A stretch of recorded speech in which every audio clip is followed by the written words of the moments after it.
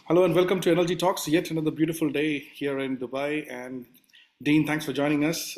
Would you like to introduce yourself for our audience, please?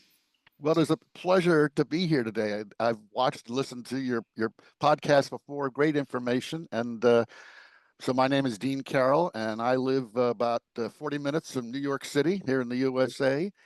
And Okay, I have spent most of my career in the publishing business, book publishing, and then for the past 10, I do a lot of work with LinkedIn and have courses with the training division of LinkedIn called LinkedIn Learning. wonderful. Ishwar, good afternoon to you. Good evening to you. Subhash, good evening to you. Hope you're doing well.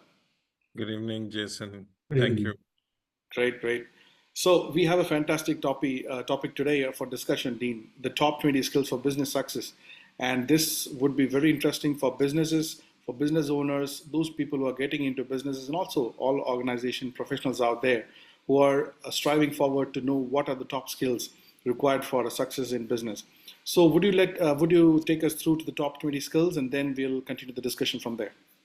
That sounds great. And this is not MBA materially here. I break things down in very basic Yeah. skills that I think that are important, and it comes from working in business for more than 3 decades, and I've been fortunate enough to work with some really terrific people, and I've learned a lot from them, and had great leaders and managers who mentored me. And I came up with a list of the top 20 skills that I have found over the course of my career that make a difference in being able to achieve career success. And the first one might surprise you. I think that one of the most important skills for all of us is learning emotional intelligence.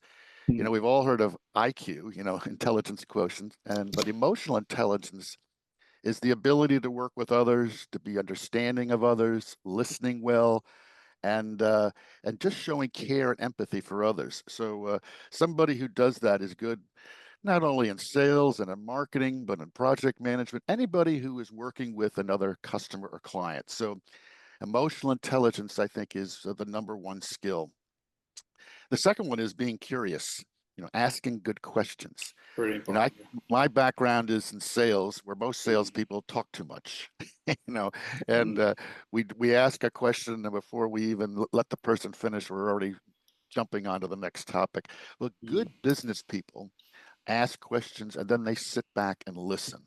Right. And going back again to emotional intelligence, they're showing awareness, showing care, and actually listen. Um, the third one on the list is something that all of us, no matter where we live, we had a parent or a friend or somebody who said we need to believe in our abilities. And Yes. sometimes that's easier said than done. You have to be confident and believe in your abilities. And again, that's easier said than done. And we've all heard this from a loved one, a parent, or a guardian, whomever, who says, you need to believe in your abilities. You can do it. And there's a lot of truth in that. And but it's not possible to be confident and upbeat all the time. Mm. Um, I often tell the story when I first got into business. I had a rough, early start, and I was lost my confidence. And I said, "What am I doing? What is this all about?" And I wrote a little note to myself saying, "Remember this date," and it goes back more than 40 years ago now. And I keep it in my wallet, and it says, "Remember this date," Mm. because it wasn't one of the happier days of my life, and I had lost my confidence. Yeah. And I keep it in my wallet because I refer to it because we've all had those days, no matter what kind of job we have, where we say, this isn't this isn't going well. Mm. And so anybody who says they're confident and upbeat all the time, they're not telling you the truth. But what you have to do is try to find that right percentage of being upbeat and confident 80% of the time. Yeah. Fourth one on my list is something, again, we've all heard, but you have to be ethical and honest. And, we all cut corners sometimes. That's human nature. We try to, maybe find a little shortcut. That's okay. But there is a line that is crossed sometimes. And we've all encountered people who bend the rules or are unethical and dishonest. And once you cross that line, it is virtually impossible to gain respect again Yeah. from your clients or customers. So it can be tempting at times. We're human. It can be tempting, but never cross the line of not being always honest or ethical. Fifth one on the list is being coachable. You like training and are always learning. That sounds pretty obvious. It sounds pretty easy, but the fact is, If you're doing things like you did 2 years ago, 5 years ago, 10 years ago, then you're falling behind the curve. And we all need to always be listening to coaching ideas, training, and are always learning new concepts of business or life or whatever it might be. So it's being receptive to coaching and training. And lifelong learning needs to Yeah. be more than a catchphrase. It needs to be Yeah. something we're always doing. In my 50s, yeah, I'd left the corporate world and I went back to college. I went back to university and I was with students half my age, and it invigorated me because they were a lot smarter than me. I went to New York University, and they were these brilliant students from around the world there. I had the street smarts, though. I'd had the years of experience, but they had the intellectual levels way more than me. But I went back to school, so it's always be learning, always finding ways to improve. The sixth one is you have to be positive and optimistic and be motivated. Again, you can't be like that all the time. But when it's Monday morning and we all would like to sleep in or take a day off, or if it's Friday, we want to take the day off, it is being motivated to be out there and be fresh and be optimistic. Not every day is going to be easy, no matter Yeah. what job you have. If you have an easy job, give me the name of it because I'd like to apply to it. Right? So the trick is that you have to be positive and find the right path and recognize that every day is not going to be perfect. True. Number 7 on my list is something that's called character. Character is who you are when you peel away your titles, your names, your education. It's how do you act when no one's looking? Are you the one that helps that person cross the street? Are you helping that person who needs assistance when they're looking for a job, or do you turn the other way? Your character is peeling it all away, and it's the real core of who you are.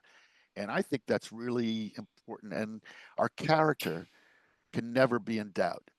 That is the foundational piece of who we are as individuals. Which leads also to number 8 is, and I think we've all fallen into this trap of sometimes we're not authentic or genuine. Sometimes we try to fake it or we try to be somebody who we're really not. An example there was I once worked with a company where everybody was really intense and really, charged up to be aggressive and hardworking, and they also had big egos. And I found myself saying, well, maybe I need to act that way. Maybe I need to be more aggressive and more assertive and more vocal about my accomplishments. And I tried it for a while and I realized, you know what, that's not me. you know, I was never the smartest person in class. I was never the brightest student. I was never the best salesperson, but I worked hard and I was good with customers and I'm good at working with people. And that's who I am. You know, the flaws and the successes, the good, the bad, and the ugly. This is who I am. And I think that's what we all need to recognize sometimes. There's always going to be somebody smarter than us. There's always going to be somebody who makes more money. That's just the way of life. So focus on how you can improve and how you can be better and be authentic and genuine.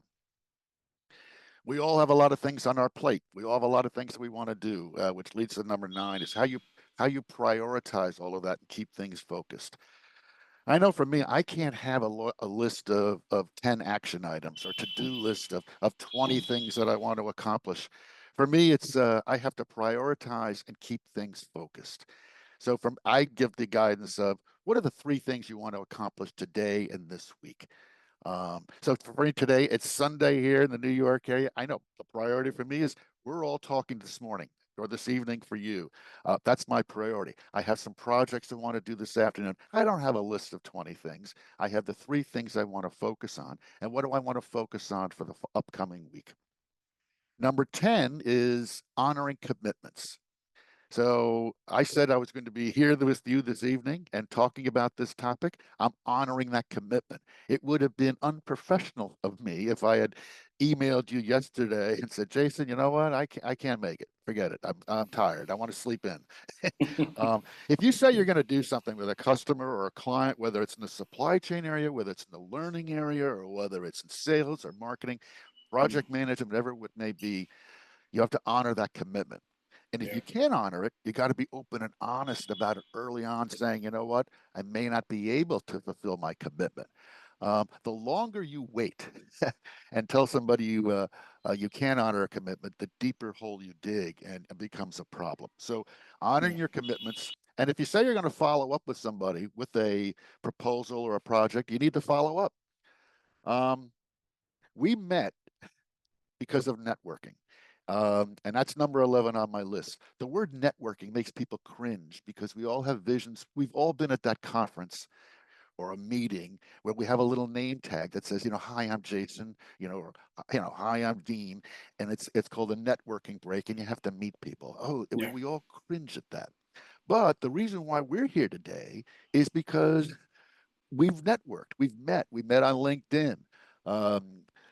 It's Jason, you and I met through a correspondence on LinkedIn, and Yeah. Subhash and I met a number of years ago through a connection also on LinkedIn, and now I meet Ashwar.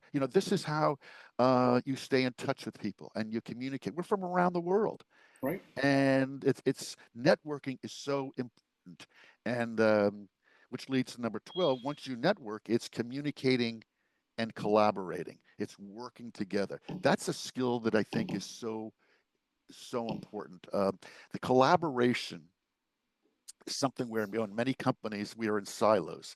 You got marketing here, you got sales over here, you've got project management there, you got the supply chain team over here.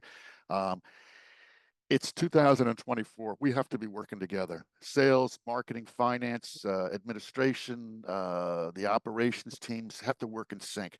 The best companies have figured that out, whether they're a small 3-person operation or the large, 5,000 person corporation. The companies that are able to communicate well, collaborate well, solve problems faster, are the ones that are successful. When I say solve problems faster, there's always going to be squabbles or disagreements, whether it's a small company or a large company. But the trick is how you communicate and solve those problems and nip it in the bud, so to speak. Eliminate those issues early on. Number 13 on my list is the importance of having a basic understanding of finance. I'm not saying we all need to be the chief financial officers of large corporations, but we all need to know the impact of what a profit and loss statement is. That's where we're all, again, no matter what our job is, if we're not making money, we got a problem. And you have to understand that. You have to understand what profitability is, the impact of pricing on profitability. It's understanding what a balance sheet is. Again, I'm not saying we all need to go to school and take a course in being how to become a chief financial officer, but we all have to have a basic understanding of finance. That's critical. Number 14 is embracing new technology. I think that all of us here, the 4 of us here, are supporters of that and believers in that. And I remember 25, 20 some odd years ago, I thought I was hot stuff because I had one of the original Blackberries. And I remember being on an airplane and everybody's looking at me, go, wow, that's so cool. You're getting your email that way. And within 2 years, I was a dinosaur because, the iPhone came out, other technology came out. Were we talking about AI the way we are today 3 or 4 years ago? It just was in its infancy. And now, artificial intelligence is here no matter where we live and what job we have. So it's embracing new technology because new technology is always going to come on board. I'm going to sound like your old uncle or a grandfather, but when I first got into sales and business, I didn't have a computer. I didn't have a cell phone. We actually used typewriters. What's a typewriter? We'll look it up. We didn't have cell phones. Things were done. We used to do by fax. And if you really date myself, there was a thing called a telex. This is electronic, email, electronic, mail that went through. And so in my years in business, I've loved the new technology because it's made my life easier and made me do better work and be more productive. Number 16 is, again, I'm going to sound like your, or number 15 on my list is, again, I want to sound like your grandfather or uncle. You have to have a strong work ethic. And if your job is working from X amount of hours or X amount of a commitment to do a job, you have to do it and you have to work hard. That's really old school, as we call it in the States. Old school meaning old fashioned to say have a strong work ethic. But I do believe in that. And if your job description says to do X, Y, and Z, you have to do X, Y, and Z to the best of your ability. Number 16 is, I think, one of the elements that I think that has made me one of the most made me successful in my career, and that is research, planning, and preparation. It's taking the time to learn about a customer, learn about a client, and be ready and prepared. It's like me getting ready today for this podcast. Is spending the time. And no, I've seen a few podcasts of yours, but I wanted to go back and go back months ago to some of the guests you had and heard some of the discussions you had. It's taking the time to learn a little bit about more what the NLG Talks is all about. And it's going on LinkedIn to see about everybody's backgrounds and what kind of business they're in and what kind of work they're doing. It's me learning about Subhash's work in Dubai and his travels through the years and some of the things he's done, and that's how I think it's made me a better business person, is taking the time to learn about people. Um, I am a big believer in number 17, and that's understanding other cultures. And I think that's important as a business person. What are some of the biggest problems we have in the world right now is disagreements because we don't understand other cultures, religions, beliefs. And it's sad. That doesn't mean we have to agree with everything, and we do have differences.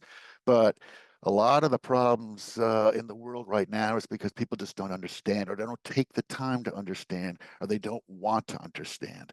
A story I always tell is I was very fortunate in my old job. I got to travel the world, and I spent a time in Malaysia at one point, and I was definitely the only American in Kuala Lumpur during my visit there, and I loved it.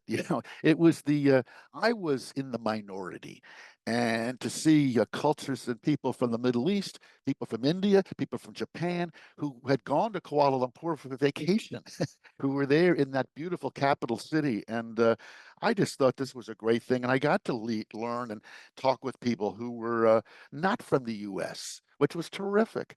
And but you have to have an open mind and listen and ask good questions. Going back, the importance of emotional intelligence. Number 18, problem solve and handle pressure well. That's easier said than done, right? We've all had issues and problems that we have to solve as business people, and it's easier said than done to try to fix them. But the best business people handle that pressure well. We all look good when business is going great. We all look like great business professionals. But how do you act when times get going tough? That's when you really learn about somebody. That's when you learn about their character. Going back to that phrase, when business is tough, or when we're facing hurdles, how do you handle that as a business person? Again, whether you are in training, whether you're in supply chain, whether you're in finance, how do you handle pressure? And the best business people are the ones who handle pressure well.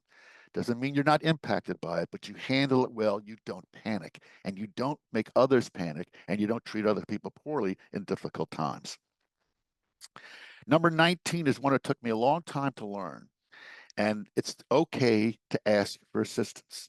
When we're in a difficult situation, sometimes we say, I'm going to fix this myself. I'm going to handle it myself. But the mark of a really good business person is one who raises their hand and says, you know what, I need some help. And the really good person raises their hand early on and says, Jason, I could use some help on this project. You don't wait till Friday afternoon and call you up and say, I could use some help. Friday's too late. It's early in the week and saying, I need some help with this project. I could use some assistance. It's not a sign of weakness.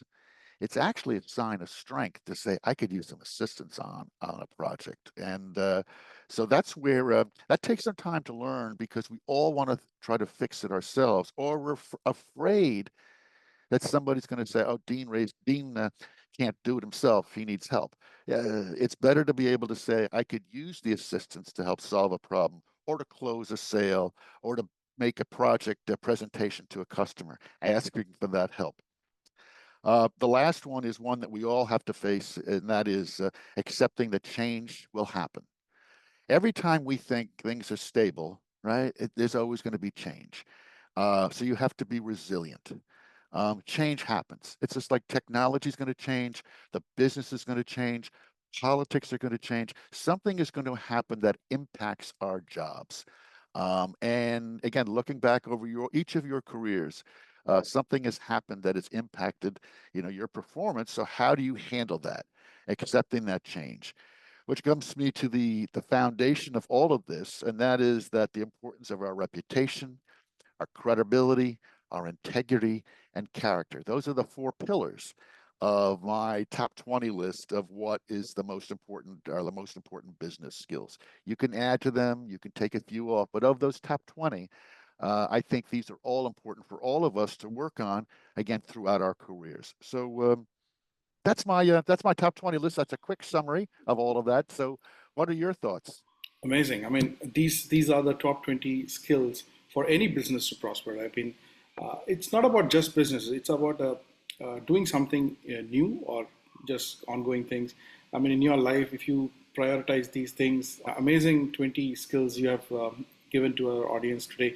I would give the opportunity to Ishwar to ask anything to Dean or maybe add into it.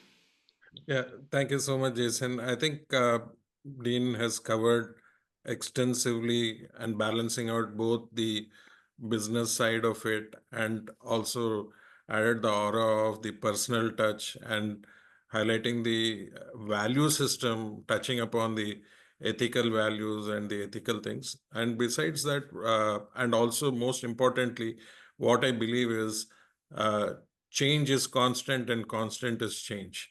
So we are continuously evolving over a period of time and uh, progressing very strongly. And I think I would like to just add few more to what Dean had actually touched upon, which is leadership qualities. Like today we have him as a subject matter expert, and how we are getting inspired, and one has to get inspired and also guide teams towards the goals and objectives. And that is one. And he has also touched upon the element of financial literacy, where he had mentioned about at least having the awareness of understanding the various elements of the financial report, such as profit and loss account or balance sheet and other things.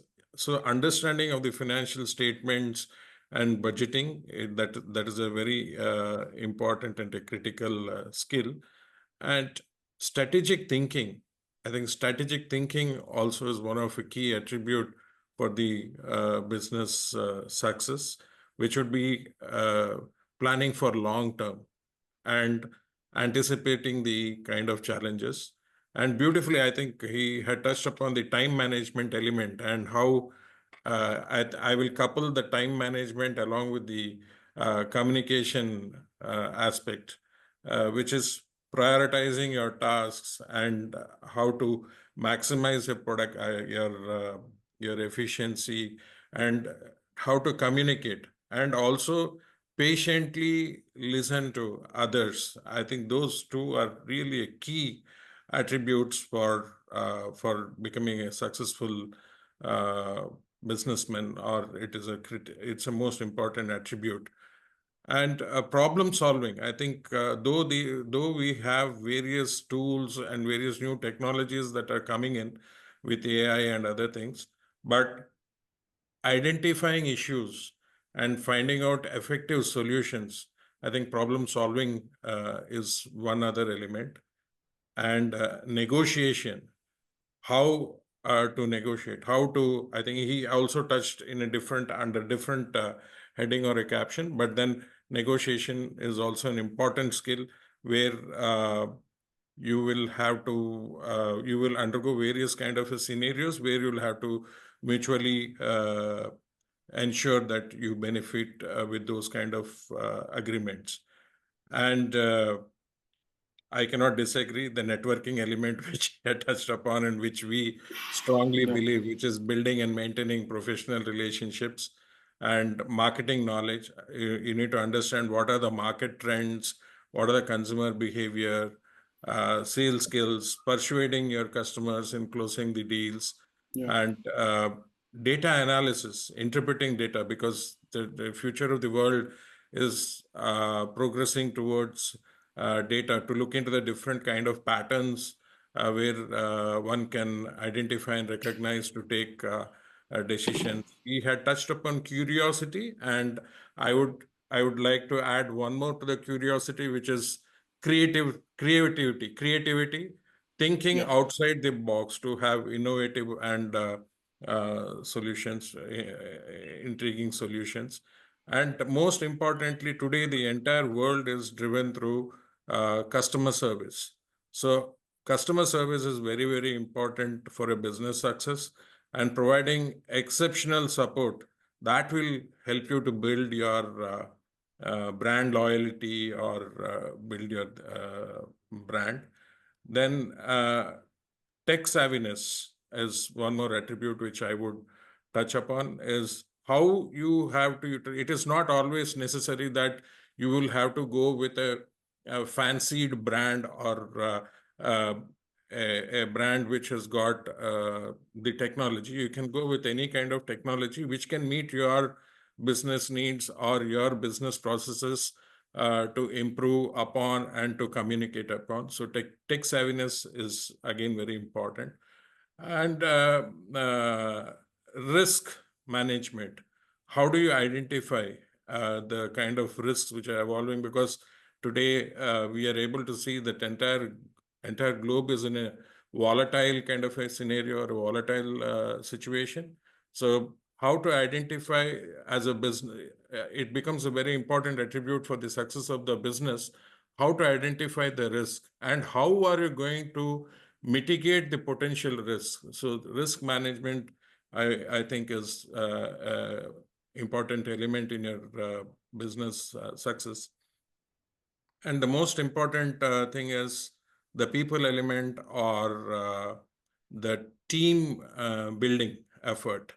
So how are you going to create a team, and not only just creating a team, but the team to have a positive environment, creating that culture of collaboration, which he had mentioned upon. I think these skills will really propel to set high standards and ensure that the business operations will last for long term. Yeah. Dean, would you like to suggest any books to read on these skills, or have you read any books recently to our audience? I have a big collection of books that I read, and my advice I always give people is always be reading. And you go to your library, or for a small investment, if you can get one or two tidbits out of a book, and it doesn't need to be the 500-page textbook. It is almost like the topics that Eshwar just mentioned. It's like, what's the difference between leadership versus management? A leader models the way a manager is administrator. Books about creativity, again, what you just talked about. I just added, I would recommend for all of us reading about negotiating.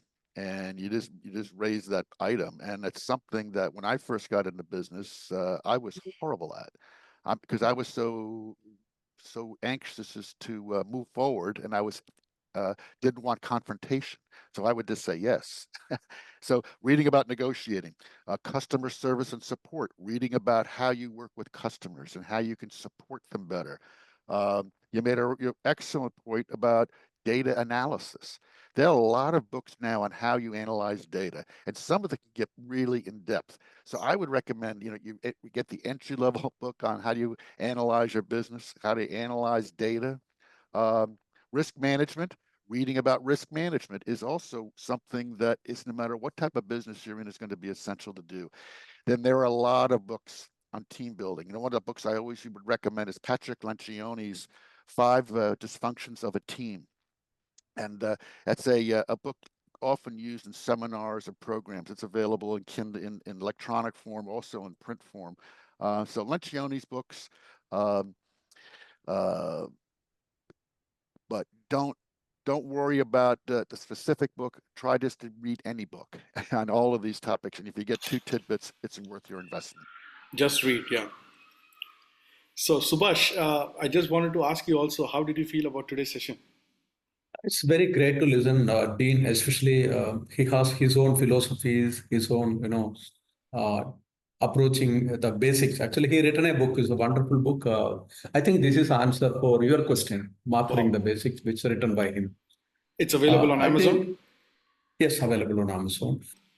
Yes, Dean, please. I love our story about Subhash and how we met. I mean, I had a course on LinkedIn Learning that was recommended to Subhash, and he watched it and wrote me a note and said he watched my course, and then we corresponded back and forth. And next thing you know, I sent him my book, and he posted a picture of my book on LinkedIn, and we have I follow his work on LinkedIn, and he follows mine. And so for your listeners today, I mean, please feel free. It's Karrel. First name is Dean, Dean. Connect with me on LinkedIn. I post a couple of times a week about business-related topics and issues, and I enjoy corresponding with people from around the world. So people are more than welcome to reach out and connect. Amazing. So let's wind up today's session. I mean, it was very, very informative. And thank you, Dean, for joining us and accepting our invitation. Your concluding remarks, Ishwar, on today's podcast, and then we'll wind up the show today. I mean, I will treasure this podcast forever, I would say. I mean, there are a lot of good insights, especially when Dean had touched upon various elements, right from EI to the cultural thing and data analytics and so on and so forth. So it was really intriguing. I hope all our listeners also will make good use of this podcast, and we would like to have many more follow-up sessions and ensure that this journey continues and we all enjoy the the treasure of experience what he has, and how we can actually give back to the society. So that's something which is makes me very curious and enthusiastic to wait for the next session. Wonderful. Dean, your courses are available on LinkedIn Learning? On LinkedIn Learning, so it's the division of LinkedIn that does a variety of different courses, 18,000 different courses that they have, and mine are all in the sales category, because that's my background, but they cover issues and topics that I think can relate to any profession. Wonderful. On that note, let's wind up today's session. Thank you so much, gentlemen, for joining us on NLG Talks.